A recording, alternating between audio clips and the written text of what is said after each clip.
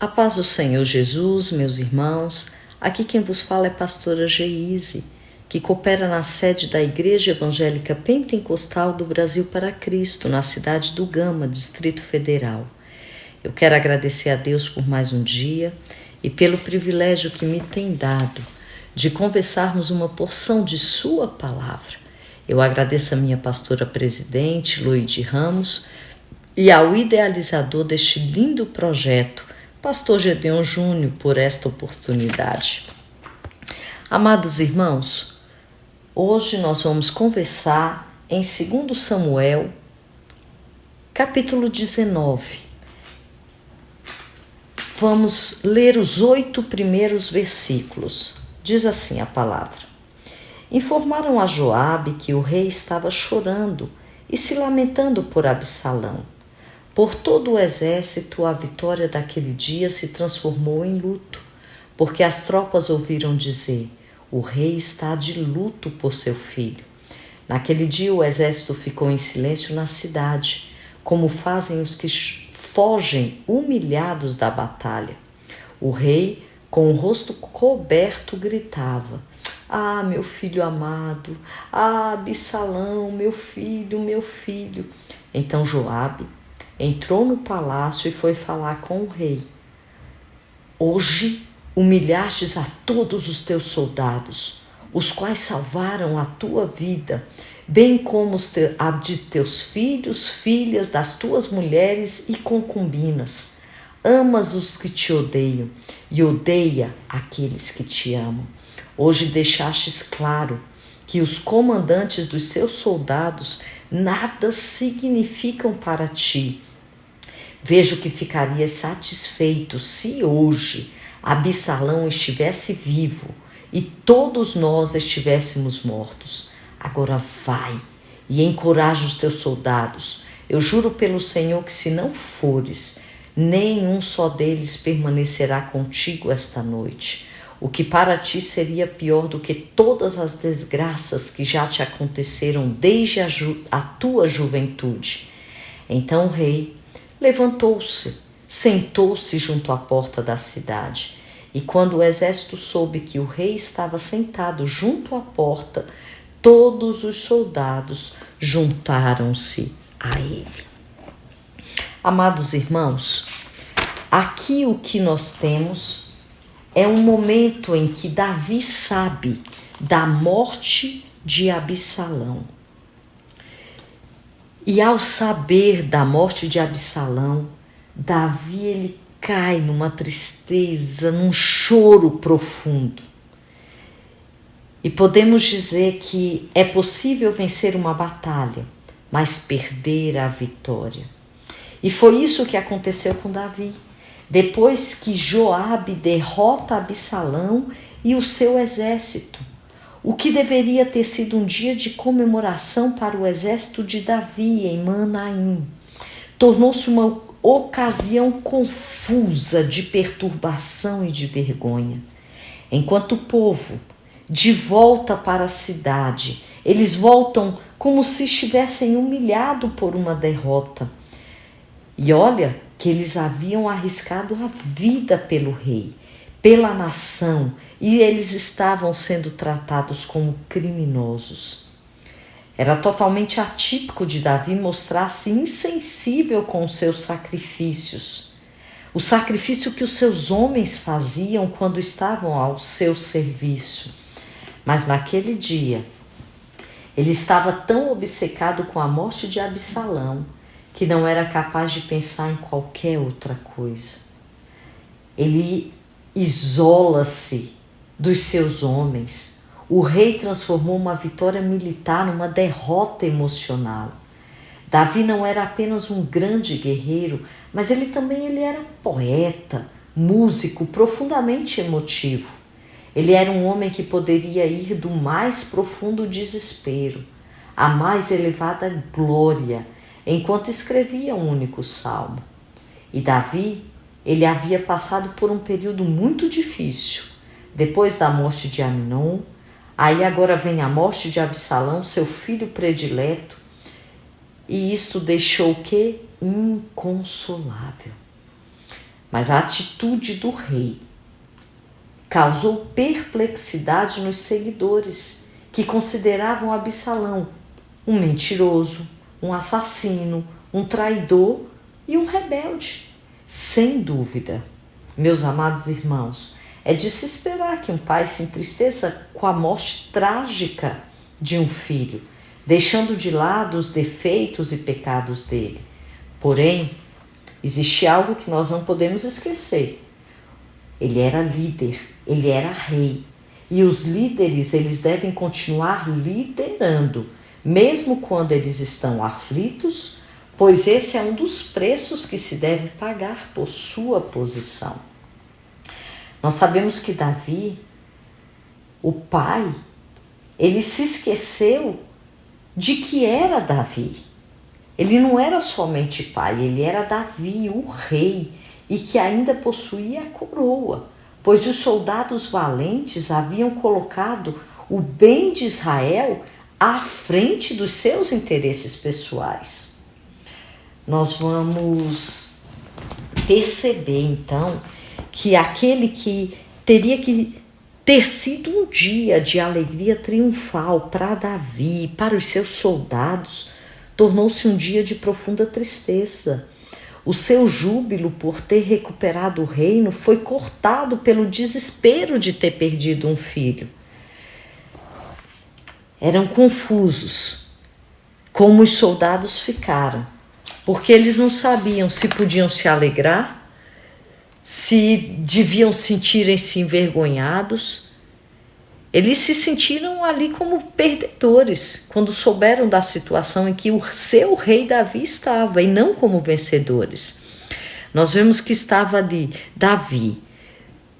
Claro que é compreensível que ele estivesse triste por causa da morte de Absalão, mas ele se esqueceu de regozijar também pela singular e imediata vitória dos seus homens, porque eles demonstraram-lhe ali fidelidade, lutaram ali por Davi, e os seus homens não tinham recebido nenhuma forma de gratidão. Na verdade, o que nós vemos aqui, meus irmãos, é que Davi ele exagera na sua tristeza e não disse nenhuma palavra de agradecimento aos seus fiéis soldados que lhe tinham devolvido o trono e apagado a sua desgraça. Davi manuseou a situação de forma inteiramente desequilibrada. A vitória se transforma em lamentação. Os vencedores são reduzidos à condição de perdedores, e a tristeza tomou conta de tudo, e a gratidão se perdeu. Nas ruas, que deveriam estar sendo ouvidos gritos de vitória, onde deveria ter vinhos, cânticos e danças, pelo contrário, Manaim tornou-se semelhante a um túmulo. Nenhum homem ousava alegrar-se, nenhum homem ousava celebrar a ocasião, pois o rei estava lamentando a perda de Absalão. A tristeza pessoal corria o perigo de sabotar o bem público. Como um pai de consciência pesada, Davi só podia lamentar-se com a falta de restrição aqui descrita. Mas nós temos que ver algo. O trono de Davi fora preservado pela ação corajosa das tropas leais, e Davi não deveria dar a impressão de que a ira pela morte do seu filho rebelde pesava mais do que a sua gratidão pela salvação do reino. Nós vamos ver que no versículo 4, o rei, ele cobre o rosto e exclama. O rei aqui, ele perde completamente o controle. Ele continua clamando o desespero: meu filho Absalão, Absalão, meu filho, meu filho. Ali nós vemos um rei que estava envolto no seu manto, chorando, pranteando, abalando a casa inteira com as suas amargas lamentações. Irmãos, o luto ele tem que ser vivido, mas um líder ele tem que saber que ele tem responsabilidades. É absolutamente compreensível. A pessoa, ela deve viver o seu luto, mas isso não pode atrapalhar a vida que se continua aqui. Houve o luto, houve a tristeza, mas nós temos responsabilidades que devem continuar aqui. Davi não tinha simplesmente aquele filho, ele tinha outros filhos. Davi não tinha simplesmente a sua casa, ele tinha um reino para governar. Então, nós não devemos morrer com as pessoas que morrem, pelo contrário, os que estão vivos, eles devem dar continuidade à vida. E Davi aqui, ele tinha um reino em suas mãos. Ele tinha a continuidade, ele não poderia parar. E nós vemos que um homem que se chama Joabe, ele age de forma áspera, mas é sensato no seu agir. Ele chega para Davi e diz, olha, é como se ele dissesse, acorda, Davi. Essa situação não pode perdurar. Os homens te trouxeram o trono de volta. Os homens tiveram a vitória. E tu estás agindo de uma forma absolutamente errônea e contrária a que se espera de um rei. E aí nós vamos ver que Joabe, ele entra na casa do rei. E quando Joabe se irava, irmãos, era terrível.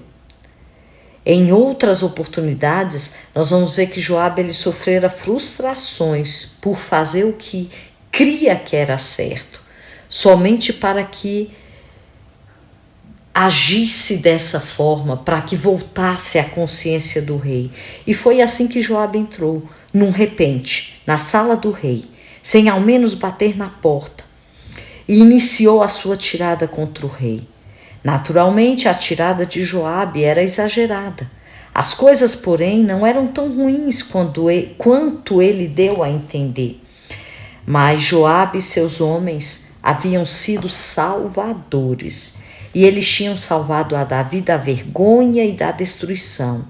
E de modo geral, sua família, que poderia ter sido destruída pelo rebelde Absalão, agora estava segura. Seus filhos, suas filhas, suas esposas, suas concubinas e os próprios salvadores que Davi deveria estar louvando por tudo quanto tinham feito, arriscando, aqueles que arriscaram a própria vida, Davi os estava envergonhando.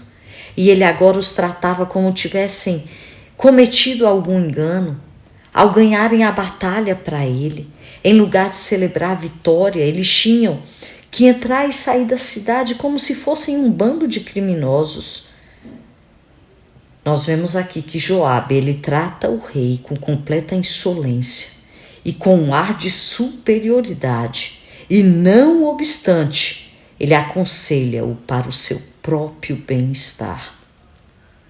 Nós vamos perceber que Joabe, ele fala com o rei e ele diz, olha, rei, porque Joabe, ele não tinha meias palavras, com ele era preto no branco, era sim ou não tinham áreas cinzentas ou intermediárias, mas ele fala e ele diz, olha, nós sabemos que tivemos momentos críticos em Israel, e Joabe, ele fala de forma enérgica para o bem de Davi e para o bem de todo o povo de Israel. Absalão, ele havia distorcido a maneira de Davi pensar, pelo que se transformara todos os seus amigos em perdedores, quando eram vencedores, e o que fizera odiar seus amigos e amar mais os seus inimigos, desejando que Absalão continuasse vivo, mesmo que isso significasse a morte de Joabe, das tropas e daqueles que haviam obtido tamanha vitória em tão pouco tempo. Joabe, ele diz, olha, faz o seguinte, ergue o teu rosto, vai lá para fora, vai consolar os teus servos, os teus amigos, porque você está desgraçando a todos com a sua forma e as suas atitudes. E Joabe, ele diz até o seguinte, olha, parece no versículo 6, Joabe fala assim, o rei, Você ama mais o que aqueles que te odeiam e odeia mais aqueles que te amam. Hoje você deixou claro que os comandantes dos seus soldados nada significam para ti. Eu vejo que ficaria satisfeito se hoje Absalão estivesse vivo e todos nós estivéssemos mortos. Joabe diz: não, rei, não é assim a forma de agir, não. Faz o seguinte, vai agora, encoraja os teus soldados, porque eu juro pelo Senhor, se você não fores, nenhum só deles permanecerá contigo esta noite. O que para ti seria pior do que todas as desgraças que já te aconteceram desde a tua juventude. Joabe, ele diz: olha, vamos levantar o rosto, vai lá fora, consola os seus servos, os seus amigos e haja de maneira diferente. E ele faz uma ameaça a Davi. Se Davi não agisse conforme Joabe ordenara, ele provocaria outra rebelião. Todo o exército de Israel marcharia para fora da cidade, deixaria Davi sozinho. Se ele tivesse dificuldades com Absalão, maior ainda seria a sua dificuldade com o selvagem Joabe, que encabeçaria o quê? Uma outra revolta real. E ele diz: olha, fala segundo o coração dos teus servos. Ele queria dizer o quê? Louva-os pela vitória obtida, assegura-lhes a sua gratidão e recomenda-os pela coragem. Agradece-os por tudo que fizeram, arriscando a sua vida no campo de batalha. Davi, ele havia sofrido muitos males desde a juventude, mas Joabe prometeu-lhe que nenhum mal seria tão terrível quanto aquele que ele sofreria agora se ele não recuperasse o seu bom senso. Davi, ele cai em si, ele recobra a consciência, ele se levanta, se assenta à porta, ele obedece a Joabe. Ele se levantou, ele para as suas lamentações, ele toma o lugar de assento aos juízes e ele recebe de bom espírito a todos os que vieram a ele. Em suma, ele reassume os seus deveres de rei e juiz e assim ele reconquista o povo. Hoje nós paramos por aqui, meus amados irmãos, e amanhã, permitindo Deus, daremos continuidade a 2 Samuel, capítulo 19, e introduziremos a partir do versículo 9. Que o Senhor vos abençoe, que o Senhor vos guarde e um dia de vitória na presença do Senhor.